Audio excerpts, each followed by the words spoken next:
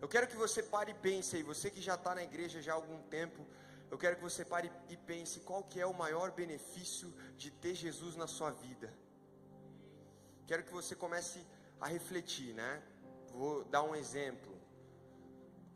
O meu pai, por exemplo, ele era um cara que ele veio do mundo, né? Viciado em drogas, muito traumatizado. O pai abandonou logo cedo.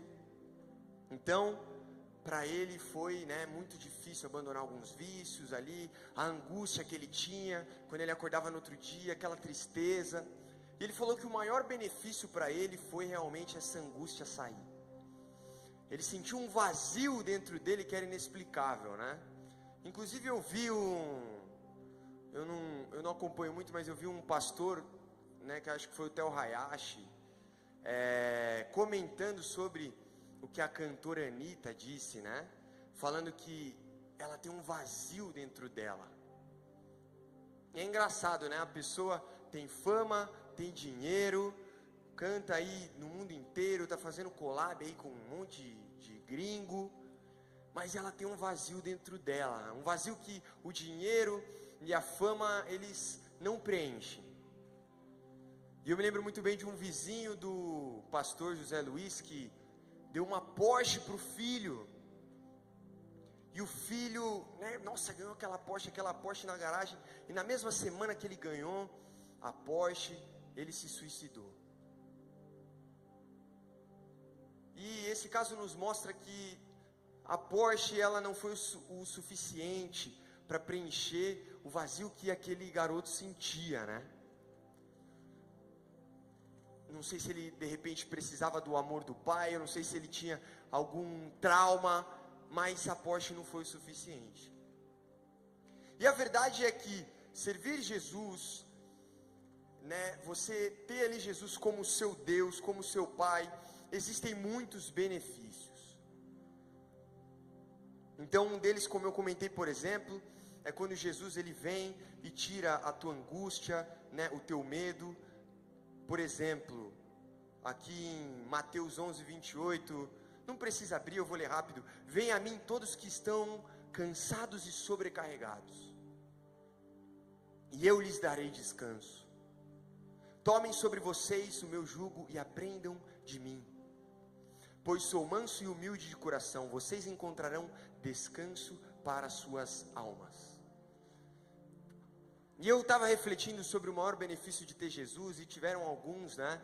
Jesus ele me tirou de um sonho que era apenas eu tinha, que era ser jogador de futebol, e acabou me dando um propósito de vida.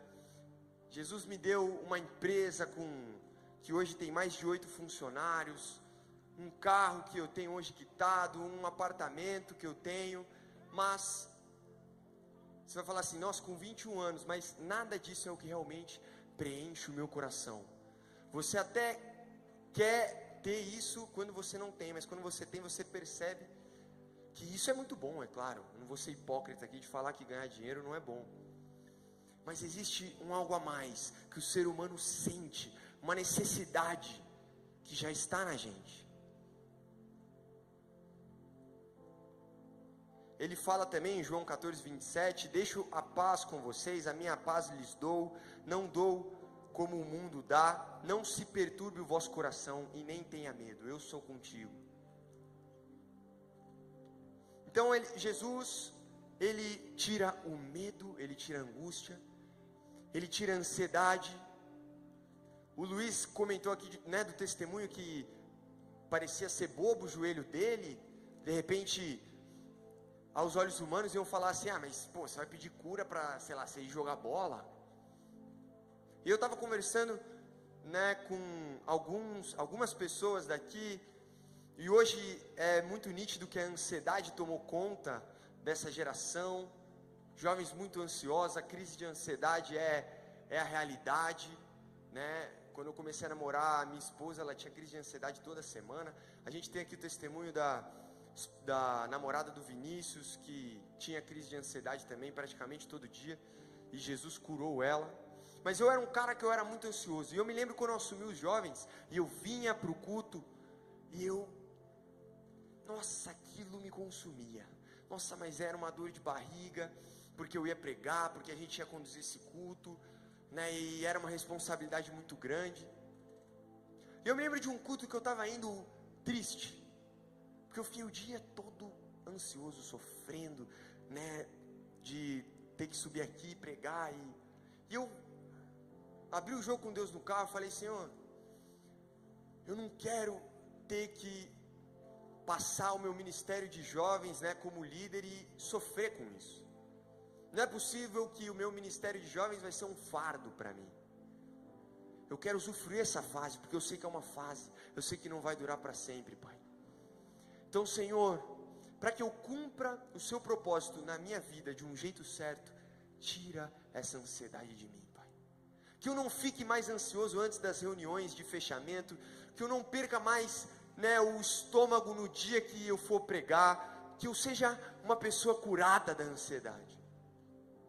E eu posso testemunhar aqui, que desde esse dia eu fui liberto de todo o mal que me corroía, toda a ansiedade que tirava o meu sono, né? Às vezes eu tinha que tomar melatonina porque eu não conseguia dormir, e eu fui liberto de tudo isso. Mas você vê, um menino que foi criado na igreja, né? Desde pequeno, nunca fui para o mundo e sofria ansiedade. Então você vê aí jovens, pessoas que passam por isso longe de Deus, ou muitas vezes cristãos que estão na igreja, mas colocam a ansiedade num pote, ou o medo, ou a angústia, ou algum trauma do passado, e preferem viver com isso guardado, do que propriamente pedir para que Deus tire, para que Deus cure. E o nosso Jesus Cristo, Ele nos deu o benefício de pedir para Ele curas, milagres, libertações. Ele fala em Mateus 7,7, esse pode abrir: pedi e dar-se-vos-á. Ele fala que se vocês pedirem, Ele vai dar. Buscai e encontrareis, batei e abrir-se-vos-á. Porque aquele que pede, recebe, e o que busca, encontra, e o que bate, se abre. E qual dentre vós é o homem que, pedindo-lhe pão o seu filho, lhe dará pedra? Ele pergunta assim: vocês que são homens, se seu filho vier pedir pão, vocês vão dar pedra? Qual de vocês fariam tal atrocidade? Pedindo-lhe peixe, lhe dará uma serpente? Se vós, pois, sendo maus, não fariam tais coisas, sabeis dar boas coisas aos vossos filhos, quanto mais o vosso Pai, que estás nos céus, dará bens aos que lhe pedirem. Ele fala assim: se vocês são maus, e já o filho vai pedir pão, vocês vão dar pão, vocês vão dar pedra. Eu que sou o seu Pai celestial, o teu Criador, que vocês pedirem, eu não vou fazer? Ele fala em João 14,12: na verdade vos digo que aquele que crê em mim, também fará as obras que eu faço, e fará maiores do que estas. Gente do céu, peraí, Jesus ressuscitou morto, Jesus operou milagres inacreditáveis. Ele fala assim: na verdade vos digo que aquele que crê em mim, também fará as obras que eu faço. Você tem noção do poder que você tem quando você tem o nome de Jesus? Vale a pena, sabe por quê? Vou te falar. Jesus é uma realidade. Você pode perguntar para um ateu historiador, ele vai te falar assim: ele pode não acreditar em Jesus como Messias, Jesus como Deus, mas ele tem a certeza absoluta que Jesus existiu, porque Jesus, como homem, tem mais provas da existência dele que Alexandre o Grande. Existem mais documentos que provam a existência de Jesus do que documentos que provam a existência de Sócrates. Jesus, ele é confiável como homem. E o que ele fez aqui na terra, e o que ele falava, aconteceu pela razão e pela fé. Então ele te dá o poder de pedir, ele tira o teu sofrimento, ele tira a tua angústia, ele tira a tua ansiedade, ele faz milagres. Em Marcos 16:17 diz: e estes sinais seguirão aos que creem em meu nome: expulsarão demônios, falarão novas línguas, pegarão nas serpentes, e se beberem alguma coisa mortífera, não lhes fará dano algum. Imporão as mãos sobre os enfermos e os curarão.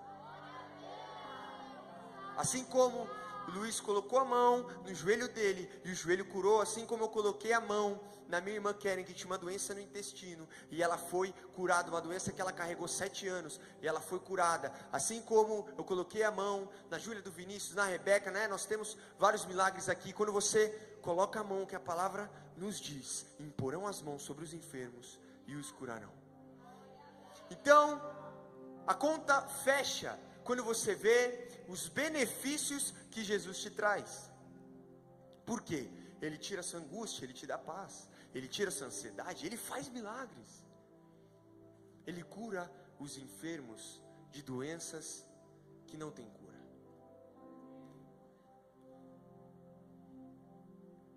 Ele te dá o poder da fé. E a fé, meu irmão, você pode fazer o que você quiser. Ele fala assim, ó: porque em verdade vos digo, que se tiverdes fé, como um grão de mostarda, direis a esse monte, passa daqui para lá, e ele vai ir. Nada vos será impossível. É inacreditável os benefícios que Jesus nos traz. Eu poderia falar aqui a noite toda dos benefícios de você crer e servir Jesus. Você abandonar o seu pecado e ir seguir a Ele. Você entender que o seu Deus que te criou tem um propósito e um projeto para a sua vida. Ele faz milagres, Ele tira o medo, Ele te dá o poder de ser filho e de pedir para Ele como um pai. Ele te dá proteção. Ele cuida das suas necessidades. Em Mateus 6,31 diz: não andeis, pois, inquietos. Não andeis, pois, ansiosos. Não precisa ficar inquieto, ansioso, bater no pé. Meu Deus, e aquela conta aí? Não precisa. Não precisa ficar inquieto dizendo: meu Deus, o que comeremos? Ou o que beberemos? Ou o que nos vestiremos? Todas essas coisas os gentios procuram. De certo, vosso Pai Celestial bem sabe que necessitam de todas essas coisas. Ele sabe que vocês precisam comer, beber, se vestir de roupa nova. Ele sabe de tudo isso. Mas buscai primeiro o reino de Deus e sua justiça, e todas essas coisas vos serão acrescentadas. Não vos inquieteis, pois, pelo dia de amanhã, porque o dia de amanhã cuidará de si mesmo. Basta cada dia o seu mal. Ele fala assim, viu? Se você buscar primeiro o reino de Deus, todas as coisas vos serão acrescentadas. Todas essas coisas aqui que eu estou falando, comida, bebida, né, necessidades básicas, trabalho. Então Ele te dá proteção até nas suas necessidades. Ele te dá o mais importante de tudo, que é a vida eterna. Em João 3,16.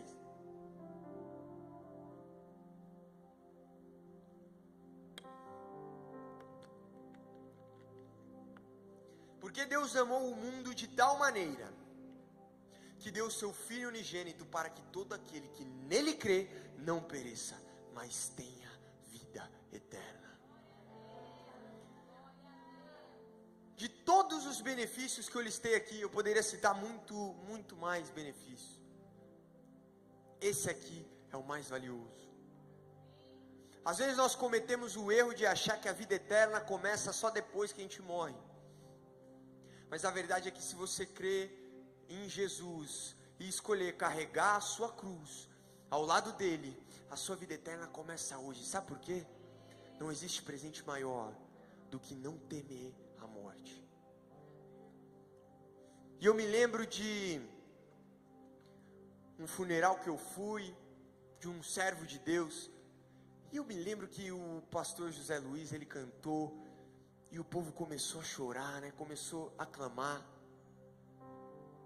e veio um sentimento de alegria e um sentimento de paz. Só que estava acontecendo um funeral na outra sala, E eu vi o desespero das pessoas. Tinha um cara batendo no caixão. Eu acredito que tinha sido um jovem que morreu num acidente de moto. Não sei se era o pai dele, enfim. Mas aquele desespero de repente não ter a segurança de saber que aquela pessoa que você ama está salva, está viva. O presente de vida eterna, ele vale já por todos. Jesus não precisava te prosperar, não precisava cuidar das suas necessidades, porque você não merecia viver eternamente. Você não merecia poder pedir perdão dos seus pecados. Eu não merecia. Nós não podemos nos conformar com a vida eterna, como se fosse algo a mais. A vida eterna é o maior presente que Ele nos deixou. E a Bíblia fala que lá não haverá mais morte, não haverá tristeza, não haverá choro nem dor. As ruas são de ouro e pedras preciosas, representando uma beleza e uma riqueza incomparável. O que nós vamos viver com Jesus é incomparável. E todos esses benefícios que eu listei, mais a vida eterna, que vem com a graça de Deus para você pedir perdão dos seus pecados e Ele te perdoa, teve um preço. E tudo que Jesus te dá, e tudo que você recebe gratuitamente, pelo poder do sangue dele, teve um preço. E sabe o que é mais incrível? É que o preço que foi pago deveria ter sido pago por você. Toda a tortura, maldição que foi colocada nos ombros de Jesus Cristo, o Criador do universo, deveria ter sido pago por você.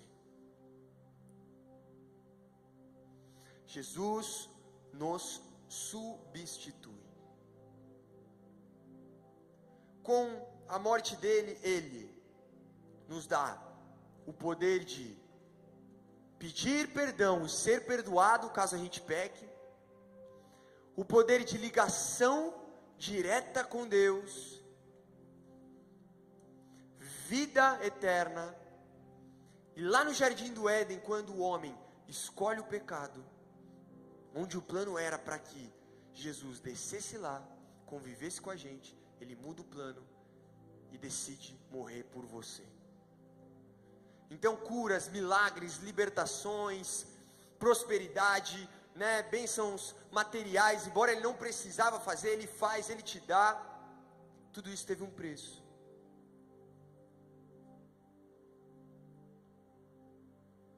E o sacrifício dele nos traz uma substituição do que era para nós pagarmos. Ele nos traz limpeza do pecado, porque o pecado gera morte e ele nos afasta de Deus. Jesus, ele leva a maldição das nossas enfermidades.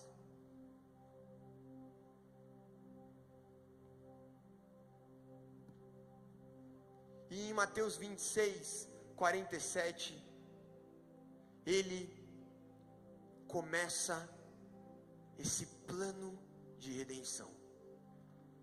Claro que já vinha, desde quando o homem pecou, mas ali ele começa a executar. Enquanto ele ainda falava, eis que chegou Judas, o seu amigo, um dos 12 que era com ele. Um dos 12, e com ele grande multidão. Ele trouxe uma multidão com espadas e porretes, vinda da parte dos príncipes, dos sacerdotes e dos anciãos do povo. Estão vindo para pegar Jesus. Ora, o traidor havia lhes dado um sinal, dizendo: aquele quem eu beijar é ele, prendei-o. Logo se aproximou de Jesus e disse: salve, mestre, e o beijou. Jesus lhe respondeu: amigo, a que vieste? Então chegaram, lançaram as mãos sobre Jesus e o prenderam. É incrível como essa trajetória de Jesus mostra uma humilhação física, mental, psicológica e espiritual.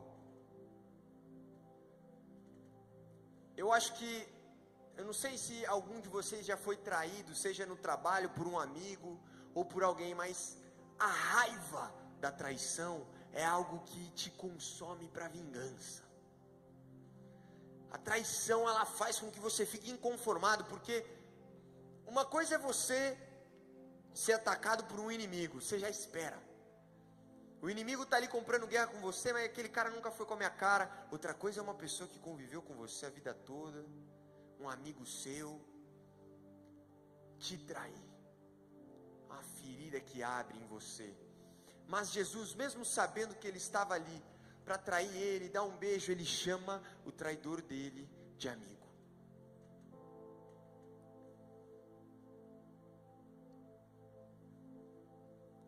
Então, em João 18:12 diz: então o comandante e os seus servos dos judeus prenderam Jesus e o amarraram.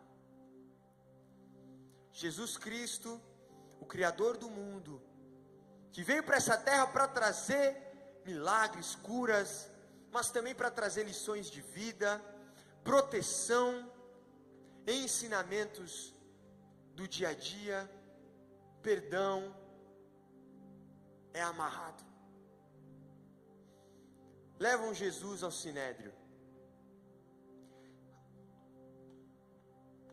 E ele vai ser julgado pelo conselho dos líderes judeus. Em Mateus 26:67. E os chefes dos sacerdotes e de todo o sinédrio procuravam um falso testemunho contra Jesus. Ainda procuravam uma injustiça, né? Já foi traído ali atrás. Mas agora procuravam uma mentira para condenar Jesus Cristo. E não o acharam. Embora se apresentassem muitas falsas testemunhas. Mas finalmente vieram duas que disseram: este disse, eu posso destruir o templo de Deus e reconstruí-lo em 3 dias. Então no versículo 67, eu tinha falado acho que o versículo errado. Então agora no versículo 67, então cuspiram no rosto de Jesus, bateram e outros o esbofetearam, dizendo: profetiza-nos, Cristo, quem foi que te bateu? E aqui Jesus começa a apanhar. Eles gospem no rosto para humilhar, batem na cara dele e falam: profetiza-nos, Cristo, quem foi que te bateu?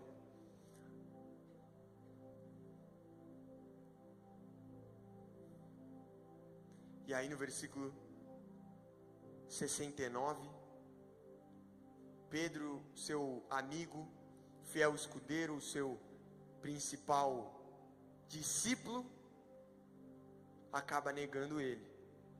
Pedro estava sentado fora no pátio e uma criada se aproximou dele dizendo: você também estava com Jesus o Galileu. Mas ele o negou diante de todos, dizendo: não sei o que você está falando. Não sei o que dizes. Próximo versículo. Não precisa do próximo não. E aqui o principal discípulo de Jesus que a gente vê, né, uma ligação mais forte, nega ele. E ele que foi já traído pelo seu amigo, cuspido no rosto, apanhou no rosto, zombavam e humilhavam, e o seu de repente melhor amigo aqui na terra o negou.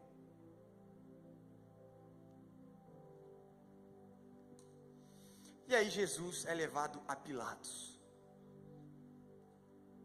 para julgamento por Roma, né? Eles levaram para que Jesus seja julgado, os judeus levaram para que ele fosse julgado por Roma, porque os judeus não poderiam matar ele. Roma poderia. Então eles levam para Roma. Em Mateus 27, versículo 1. De madrugada, todos os principais sacerdotes, anciãos do povo, tomaram a decisão de condenar Jesus à morte. O amarraram, de novo amarrado, levaram e entregaram a Pilatos, o governador. Lá, pode tirar agora em Mateus 27, 26. Há um diálogo e Pilatos manda Jesus ser espancado, flagelado. Aqui começa uma tortura em Jesus Cristo. Então Pilatos soltou Barrabás, mas Jesus, depois de o haver mandado açoitar, entregou para ser crucificado. Um castigo cruel e humilhante. Os romanos colocavam farinhas de ossos na ponta do chicote, colocavam sobre a pele de Jesus e puxavam, para que ele ficasse a superfície inteira ferida.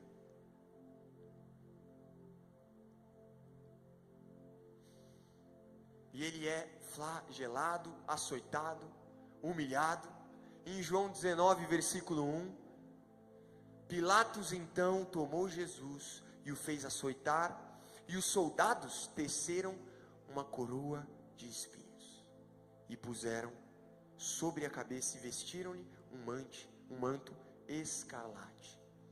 Jesus, que já foi traído pelo amigo, foi negado pelo outro amigo, Jesus que já apanhou, foi cuspido no rosto, levou bofetadas, foi açoitado, humilhado, rasgada toda a pele, agora coloca uma coroa de espinhos para debochar do rei dos judeus. E os romanos pegam pedaços de cana e começam a bater na cabeça dele para que os espinhos enfiquem na cabeça de Jesus. E chegando-se a ele, disseram: salve o rei dos judeus! E davam-lhe bofetadas com a coroa de espinhos.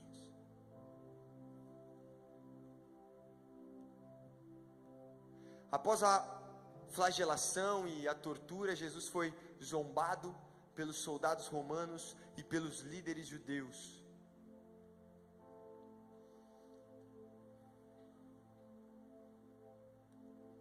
E começaram a saudá-lo: salve o rei dos judeus.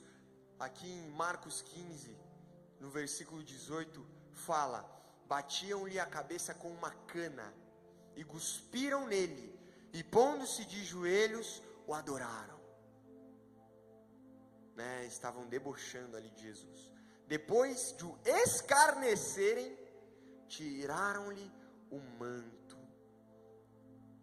vestiram-lhe com as suas roupas e o levaram para crucificá-lo. Aqui Jesus todo ferido, todo rasgado, tem que tirar. Não sei se você já tirou uma gaze de uma ferida, mas Jesus teve que tirar ali todo o seu manto em cima daquela pele toda rasgada. E Jesus foi forçado a carregar a cruz pelas ruas de Jerusalém até o local da crucificação. Sua fraqueza devido aos ferimentos e à perda de sangue fez com que ele não conseguisse carregar a cruz sozinho. Então Simão foi forçado a ajudá-lo.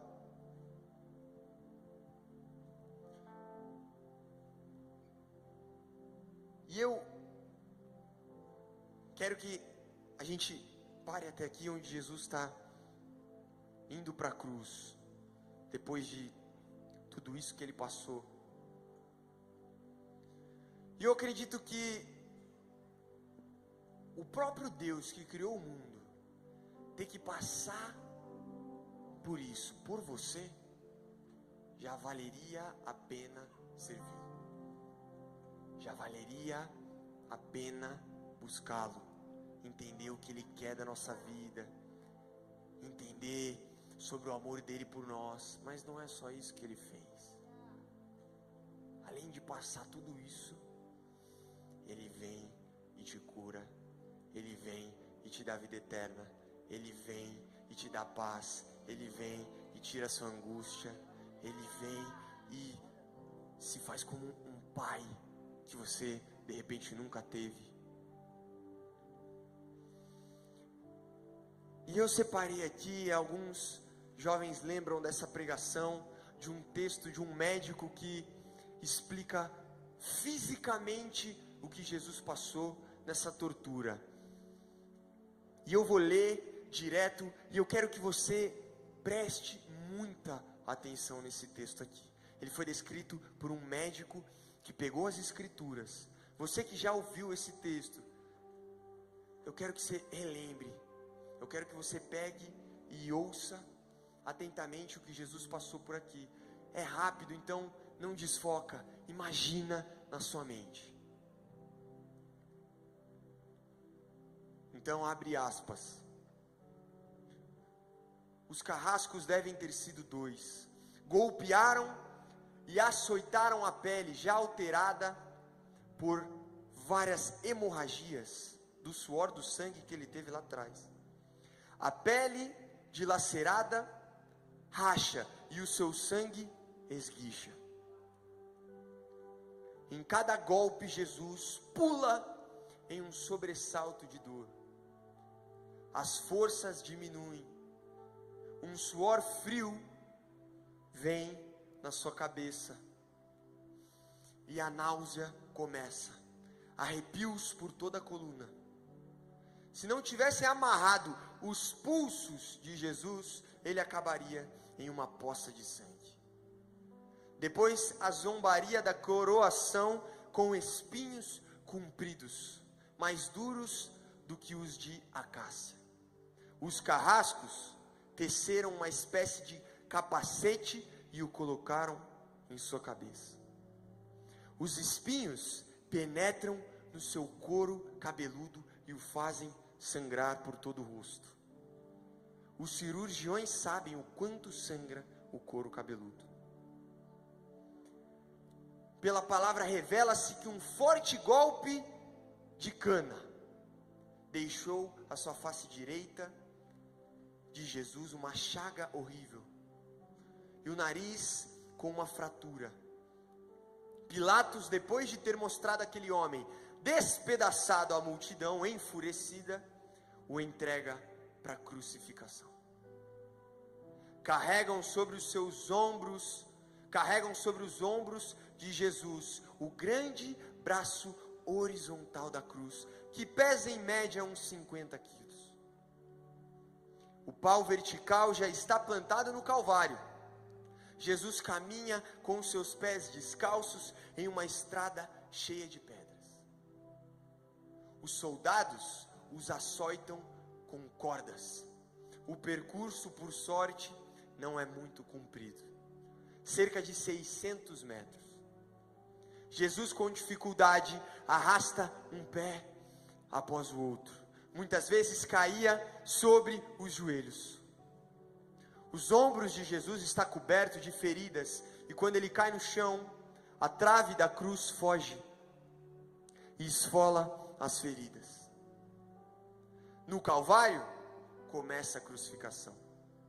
Os carrascos despojam, deixam Jesus sem roupa, mas a sua túnica está colada às feridas, e tirá-la é doloroso. O sangue recomeça a escorrer. Jesus é estendido de costas e as suas feridas começam a doer. Estendem-se no braço horizontal da cruz. Os carrascos tomam as medidas, um pouco de goma na madeira para facilitar a penetração dos pregos. O carrasco pega um prego comprido, pontudo e quadrado. apoia no pulso de Jesus e o golpeia com firme martelo. O crava e o bate firmemente na madeira. Jesus deve ter contraído o rosto espantosamente. No mesmo instante, o seu polegar, com um violento movimento, põe-se em oposição na palma da mão. O nervo é puxado. Pode-se imaginar o que Jesus deve ter experimentado nesse momento. Uma dor terrível, agudíssima, que difundiu-se nos dedos e fulgurou-lhe o cérebro. É a dor mais insuportável que um homem possa experimentar, um médico falando. Aquela dada pela ferida de grandes centros nervosos. Normalmente, provoca uma síncope, faz a pessoa perder a consciência. Em Jesus não. Se ao menos o nervo tivesse sido cortado completamente, ele se apagaria. Ao invés, o nervo foi destruído em uma parte. A lesão do nervo fica em contato com o prego o tempo todo.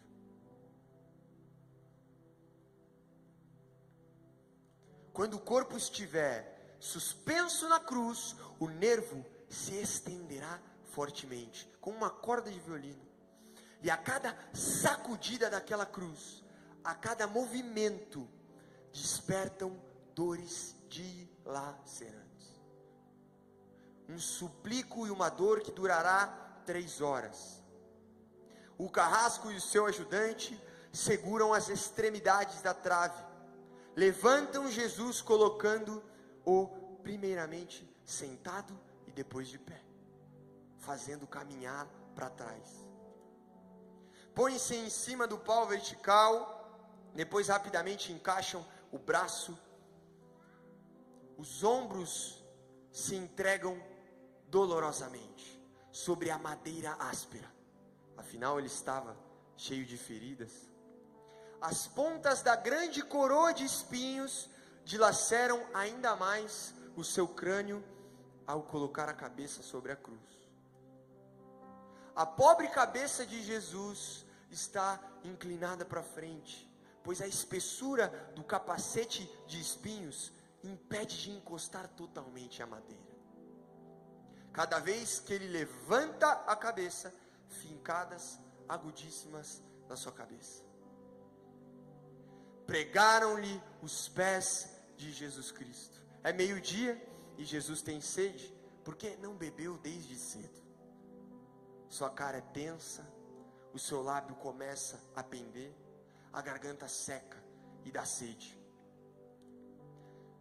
Um soldado lhe estende sobre uma ponta de lança uma esponja de uma bebida ácida. Tudo isso é uma tortura para um cara que pediu: dá-me de beber. Um estranho fenômeno se produz no corpo de Jesus. Os músculos e braços enrijecem numa contração. O ferido, atingido ali por tétano dos pregos, é o que o médico chama de tetania, quando as câimbras se generalizam por todo o corpo. Os músculos do abdômen se enrijecem em ondas imóveis. Depois dor sobre o pescoço e dificuldades de respiração. A respiração fica cada vez mais curta. O ar entra, mas não consegue sair. Jesus respira com o ápice dos pulmões. Ele tem sede de ar, como se fosse um asmático em crise. O seu rosto cada vez mais pálido. Jesus começa a sufocar. Os pulmões inchados de ar não podem se esvaziar. A fronte está impregnada de suor. Dores artrosas estavam martelando o seu crânio. Mas o que acontece? Devagar, com um esforço sobre-humano, Jesus acha um ponto de apoio sobre o prego dos pés, fazendo uma força para cima levanta, aliviando a tensão dos braços. A respiração se torna um pouco mais ampla. Os pulmões conseguem se esvaziar. Para que todo esse esforço? Porque Jesus quer falar: Pai, perdoa-lhes, eles não sabem o que fazem. Depois de um instante, o corpo recomeça a afrouxar e a asfixia volta. Foram no total, por ele na cruz, 7 frases. Cada vez que ele quer falar, ele deve se levantar com os pés sobre os pregos e arrastar suas costas para cima. Uma dor inimaginável. Esse é o teu Deus. Sofreu isso por te amar. Sofreu isso para que você tenha paz e vida eterna. O mais interessante de tudo é que ele vai passando por toda essa dor, por toda essa tortura, preocupando-se com as outras pessoas. João, que estava aos pés da cruz, ele vê Maria desolada, porque estava perdendo o filho dela, e ele se preocupa com Maria, e ele fala assim: Maria, eis aqui teu filho João. João, eis aqui tua mãe Maria. Ao mesmo tempo, um ladrão à direita da cruz fala: Pai, lembre-te de mim quando entrares do seu paraíso. E ele se preocupa com o ladrão ao lado dele. Aquela dor insuportável de ter que levantar na cruz para falar não impede ele de falar para o ladrão: hoje mesmo estarás comigo no paraíso. Esse ladrão perdoado é você. Jesus passou por tudo isso por você. E ele passou isso para te dar vida eterna. E ele passou isso para te dar paz. E eu te pergunto, só por esse sacrifício, se fosse o seu pai que tivesse passado por tudo isso, não valeria a pena viver por ele? Se o seu pai, se sua mãe, se um amigo tivesse sofrido tudo isso pela sua vida, será que não valeria a pena eu deixar o meu passado para trás, o meu pecado para trás e ir atrás dessa mensagem na cruz? A verdade é o que eu falei no começo. Se fosse só por isso, valeria a pena. Mas Jesus, Ele ainda te dá mais. Ele ainda faz mais por você. Ele está aqui para te chamar essa noite.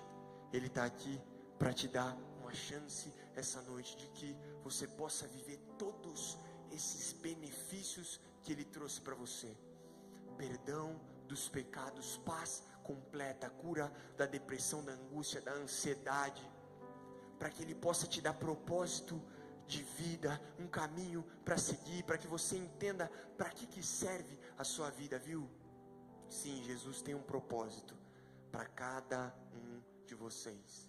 Ele tem uma intenção para cada um de vocês. E cada vez que você peca, é o prego entrando mais fundo na mão dele. E cada vez que você deixa de obedecer o teu Deus, e você peca e pede perdão, e fica nesse ciclo vicioso de que não quer nem saber o que Jesus quer da sua vida, não quer nem saber de santidade, de abandonar o pecado, e cada vez que você está lá no seu quarto ou em qualquer lugar que você esteja e comete um pecado, são as costas de Jesus sendo dilaceradas de novo. É a coroa de espinhos entrando mais funda na cabeça dele. Agora eu te pergunto, é justo o Salvador do mundo, o que criou eu e você, passar por tudo isso? A luz do mundo abandonada na escuridão para morrer, torturado, humilhado cuspido várias vezes, com uma dor inimaginável, tudo isso por você. Então eu quero que você fique de pé agora, e eu quero que os levitas subam aqui, e eu vou fazer uma pergunta para você. Você quer viver esse relacionamento com Jesus?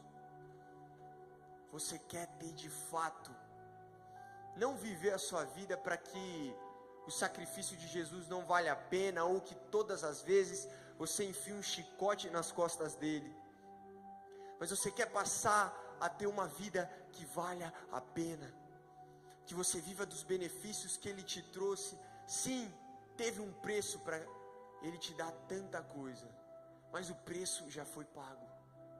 Precisava alguém pagar, e o teu Pai Celestial pagou. Desceu aqui na terra e pagou por você.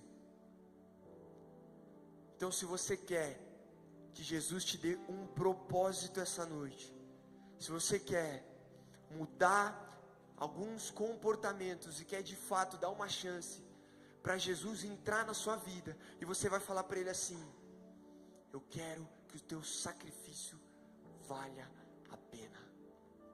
Eu quero que todos fechem os olhos agora, e se você quer mostrar para Jesus que o sacrifício dele valeu a pena na sua vida, e você quer entender o propósito dele para a sua vida, você quer saber um pouco mais dele, e você não quer mais ter a vida que você tinha, os comportamentos, e quer ter uma intimidade maior com o teu Pai, levanta o seu braço, que eu vou orar por você, todos os olhos fechados. Se você quer ter um propósito maior com Jesus Cristo, dá uma chance dele mudar sua vida, entregar o propósito dele na sua vida, levanta o seu braço, levanta bem alto. Estou vendo aqui bastante gente. O que vocês vão fazer agora? Eu vou orar por vocês, e nós vamos louvar aqui, nesse louvor, que nós vamos cantar, que para sempre ele vive, porque ele venceu a morte. Tudo isso que ele passou, ele morre, mas ele ressuscitou, e para sempre o Cordeiro de Deus vive, para sempre o teu Pai viverá. Eu quero que você cante essa música, mesmo que você não saiba a letra, mas é mostrando para Jesus que você está aqui, que ele pode mostrar o propósito dele na sua vida, que você vai mudar alguns hábitos, alguns comportamentos, mas ele, não só isso, ele vai te dar propósito. Ele tem um plano para você. O preço foi alto. Foque em Jesus Cristo. Senhor, eu oro por todas essas almas e por todos que levantaram as mãos. Pai, eu sei que antes de eu pedir pela vida deles, eu quero te agradecer pelo seu sacrifício. Eu quero te agradecer por ter suado gotas de sangue, por ter recebido chibatadas, por ter sido torturado, por ter sido humilhado, cuspido no rosto, Pai. Eu quero te agradecer porque o Senhor não precisava. O Senhor poderia ter acabado com esse mundo, mas o Senhor desceu para que a gente possa ter vida eterna, para que a gente possa ter um relacionamento contigo, meu Pai. A mensagem da cruz é muito mais do que propriamente um favor que você possa nos dar, Pai. É muito mais que isso, então eu te agradeço. E Pai, eu oro pelas almas e pelas vidas que estão aqui hoje. Senhor, mostra a tua face. Mostra o teu desejo sobre a vida delas. Mostra o teu poder, Pai. Nós sabemos que existem coisas que o Senhor não gosta e existem coisas que o Senhor gosta. Então, clareia na mente de cada um o que é preciso ser feito, Pai. Nos mostra o caminho que devemos seguir e tenha misericórdia dos nossos pecados. Perdoa as nossas iniquidades, perdoa cada vez que nós erramos e que o seu sacrifício é feito novamente quando pedimos perdão, Pai. Perdoa-nos, Senhor. tenha misericórdia das nossas vidas e venha com o teu poder para salvar almas essa noite. Em nome de Jesus, obrigado por tudo, Pai.